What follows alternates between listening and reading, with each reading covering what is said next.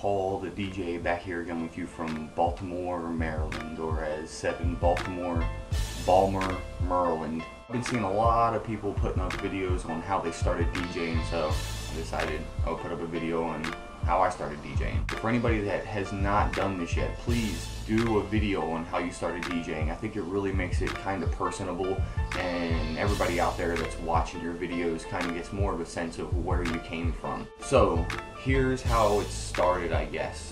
When I was in about 8th grade, the summer of 8th grade, I decided I wanted to become a DJ. Also, I forgot, before this, when I was about, I would say 10 or 11, breakdancing became really big again. It was about the time that Michael Jackson's Thriller came out and the Moonwalk came out, and breakdancing really started getting the name again, and everybody was a breakdancer. I had the advantage that my father always lived in Baltimore City, so I was friends with a lot of kids that lived in the city, and we would definitely break out the cardboard and breakdance in my dad's backyard, and all those kids were really good compared to all the kids that lived in the county that thought they were breakdancers. I also got exposed to a lot of good music being in Baltimore instead of being in the county. So, back to the story. Summer of 8th grade, I go on vacation with a friend of mine. There was a Radio Shack, and for some reason Radio Shack had DJ stuff back in the day. Radio Shack had this realistic mixer, and I could not walk past without going in so I could play with the crossfader on the mixer.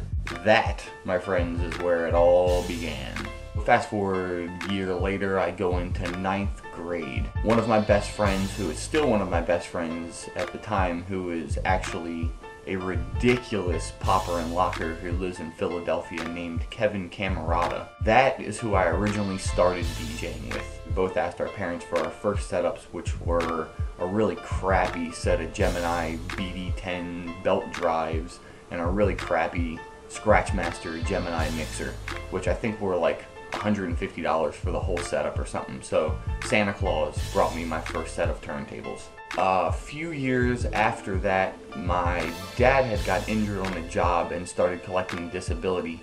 I'm not sure if it still happens anymore, but it used to be that anyone that collected disability before their kid turned 18 or graduated high school, they also got a disability check. I was fortunately one of those kids. My first check that the government ever wrote me was a check for $6,000 in back pay. That bought me my first whip and also bought me my upgraded set of turntables and mixer. I also, until I graduated high school, got a check for about $250 from the government, which I would get cash, drive to the city, and spend all on vinyl. As much as I am anti-government, I definitely have to thank the government a little bit for funding my DJing career in the beginning. The second set of turntables I bought were not too much better than the other, but they were direct drive. They were a set of Linear Techs. A couple of you old school guys probably remember the Linear Techs. They were trying to be the 1200, but they just were not a 1200. I then went to school for mass communications, and it sucked really bad. It was at a community college. The only thing that came good out of that is I got the in at the radio station, and we had a bunch of radio shows. I then wanted to further my career in audio, so I went to a school out this way called the Sheffield Institute. That same year, I became friends with another guy. We were pretty much the two guys that were kind of heading the class, and he had one 1200 at his house. By the time we graduated, he had bought his second 1200. I had, of course, gone over his house and played on his 1200s, and then was convinced that 1200s and Linear Techs were nowhere close to being the same. Probably within a month of then, I had my own set of 1200s, and that's really what started stepping me up as a DJ, and I really started going out and gigging a lot more at that time. We were playing a lot of rave parties and doing a lot of drum and bass, house, breaks. I would also throw old school hip hop in as much as possible because that was my roots. I also forgot to mention, when I first started out, it was 1991, and that's when hip hop was beautiful. Then the rave scene in Baltimore kind of took a dip and everything started getting busted. So I went back to my roots and started playing hip hop again. Also around this time, it was really starting to be popular to have a DJ in your band. So I did that for a bunch of bands around the area. The biggest would have to be a group called Ballyhoo. They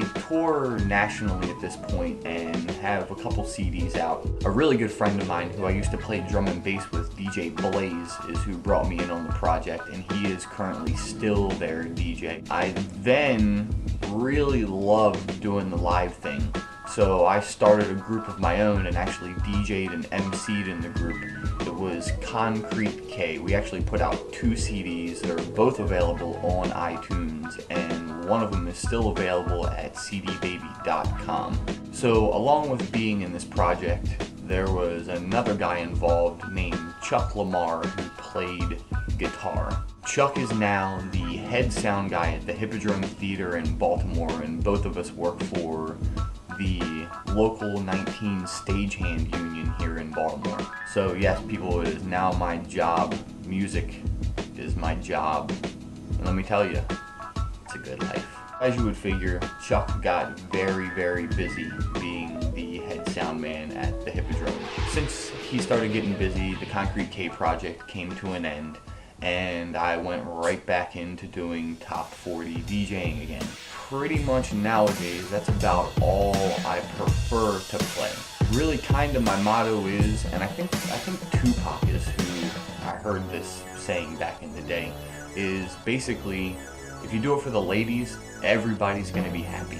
So that's pretty much what I try and play. I try and play stuff that's gonna please the ladies, because if the ladies are happy, then the guys are gonna be happy, and then everybody's gonna be happy. But I do a lot of mashup stuff. I do try and keep it real, I guess, as a DJ, and I mix really fast. I really only play every song to about the second chorus and then cut it into the next song. That might be that I'm ADD, I don't know. I've never been diagnosed with it, and I would never want to be diagnosed with it. I'm happy being ADD. I was supposed to be making this video to tell you how I started DJing. I've pretty much gotten into the history of DJing. This is one thing that really started me DJing that is kind of crazy. In 9th grade, when me and my friend Kevin had decided that we were going to stop skateboarding and DJing was going to be our life, the reason we really kind of started doing it was, in the beginning of 9th grade, this guy Jason came to our school. He had been in a car accident and he was sort of brain dead or something. I'm not really sure exactly what was up with him. A lot of people thought he was just mentally challenged or retarded, I guess.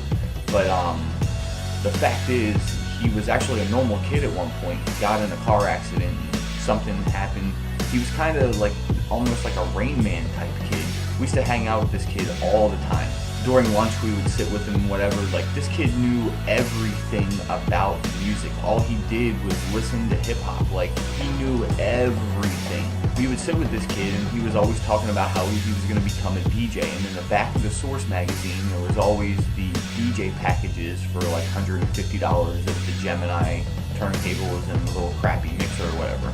So he would always point to us and tell us that he was going to become a DJ. That's really what put it in our heads to buy these Gemini turntables back in the day. It was this kid Jason that had gotten in a car accident and was just like way into hip hop and music because he was kind of socially unacceptable. So that's what he did, was listen to music, and that's kind of what made him acceptable to everyone. And believe me, this kid was cool. Like, one of the things that was kind of messed up, but he liked doing it, is people would ask him to do the MC Hammer dance, and this kid was on it, son. He knew how to do the hammer dance like it was his own. So that's a little history on myself as a DJ and how I got started DJing. And like I said, everybody needs to put these videos up. I would like to see how everyone started DJing and what everybody's doing now and where you came from and where you got to. I guess that's about it. Holla at your boy.